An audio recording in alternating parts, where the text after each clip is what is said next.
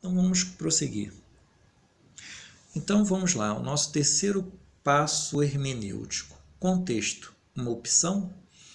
Então o que seria contexto? Contexto é o que está ao lado de uma passagem, ao lado de algumas palavras que você está interpretando. Então, começando pelas palavras, um versículo, uma frase, enfim. Contexto é tudo aquilo que está à volta. Alguém já disse, né, em certo lugar, que contexto são os lados de um texto.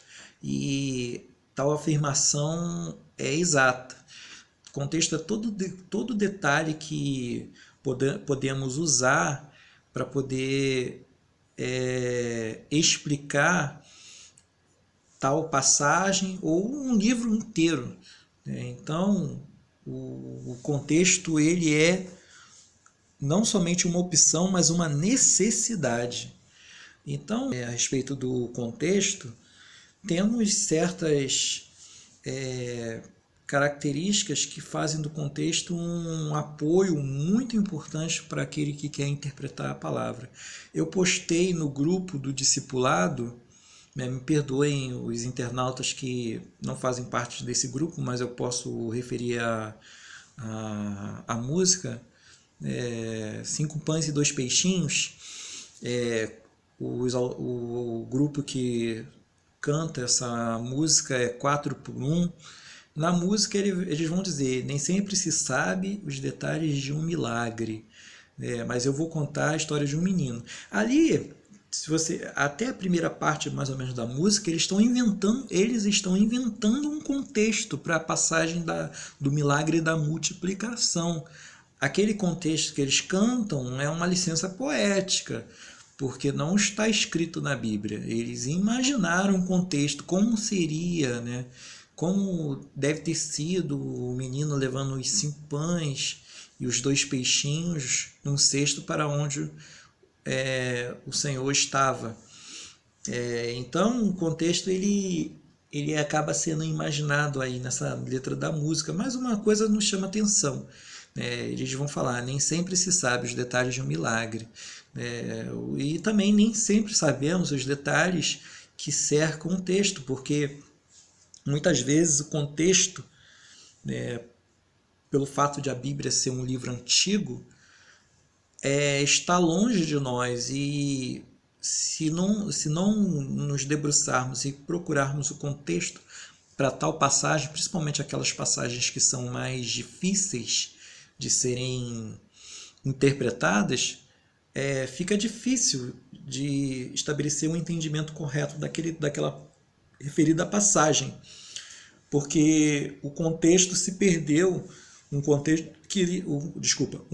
que ligava emissor e receptor num canal harmonioso, e precisamos recuperar esse contexto para poder fazer a correta interpretação de determinada passagem ou da Bíblia como um todo. Existem 2 tipos de contexto. Tem um contexto interno, que a gente chama de contexto linguístico, é determinado por palavras, é determinado por parágrafos, frases, parágrafos, capítulos. Então, nesse sentido, existem 3 tipos de contexto. Contexto imediato, circunda a frase que você está lendo ou as palavras que você está lendo. Existe o contexto próximo, que é o livro onde se encontra essa passagem, ou um contexto geral, que no caso da Bíblia, no nosso caso, é a Bíblia como um todo. O contexto geral aborda isso. Então, vamos pegar um exemplo. João capítulo 6, do 52 até o 71, o Senhor vai dizer que Ele é o pão vivo que desceu do céu. Ele vai dizer que Ele é o pão vivo, e o pão que Ele dará pela vida do mundo é a carne dele. Nas palavras do Senhor, é a minha carne. Aí a gente tem que analisar o contexto. Será que ser cristão é ser antropófago? Ou seja, uma pessoa que come outro ser humano? Será que Jesus está falando isso? Então precisamos analisar o contexto dessa passagem para a gente entender o que Cristo está falando. Então ele vai falar que ele vai insistir que quem não come a sua carne ou não bebe seu sangue não tem parte com ele e, consequentemente, não terá a vida eterna. Então precisamos analisar essa passagem como um todo o capítulo 6, porque a discussão toda está girando em torno do fato de qual ser o verdadeiro pão. Né? Será que foi o pão que Deus concedeu à oração de Moisés e o povo foi alimentado por aquele pão? Só que aquele pão era um pão temporal. Eles comeram e morreram. Mas o verdadeiro pão que desceu do céu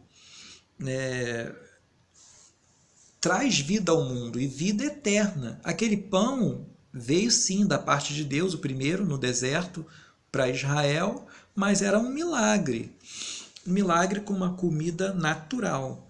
Já o pão vivo que desceu do céu, que é o próprio Cristo, é o pão sobrenatural. É o pão que você comendo dele, você vai ter a vida eterna. Então, o que Cristo quer dizer com essas palavras? Quem não comer a sua carne não beber o seu sangue, porque o pão que ele vai dar pela vida do mundo é a carne dele. Ou seja, primeiro ele está falando da crucificação, que ele seria martirizado e pendurado numa cruz, morto e depois ressuscitado. Então ele tem a vida nas mãos.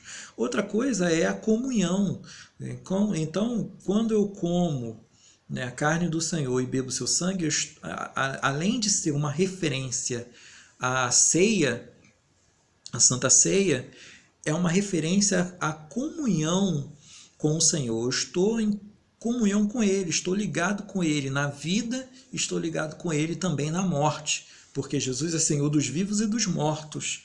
Então, nesse sentido, ter comunhão com Cristo é comer a carne e beber o sangue dele. Né? Quem pode participar da mesa do Senhor, ou seja, da Santa Ceia, se não tiver uma comunhão com Cristo, se não obedecer os seus mandamentos? Né? O que é ser cristão? É crer que Jesus é o Filho de Deus e orientar toda a sua vida em torno dessa fé. Então, quando eu faço isso, eu abro mão de muitas coisas que vai de encontro à palavra de Deus e em favor das palavras de Cristo, eu estou me alimentando do Senhor e nele eu estou me fortalecendo para a vida eterna. Um outro contexto, tipo de contexto, é um contexto externo. Aí ele tem a ver com as descobertas arqueológicas. Nesse sentido, vocês podem observar aquela passagem que Raquel rouba os ídolos do próprio pai, mas por que ela roubou aqueles terafins, que era o nome daqueles ídolos? Porque quando uma pessoa adquiria uma propriedade, ela recebia uma estatuazinha para comprovar que aquelas terras eram posse dessa pessoa. Então, ao mesmo tempo que era idolatria, era um selo, era como se fosse um compras e vendas ou uma escritura formal de propriedade de um terreno, de uma casa, enfim.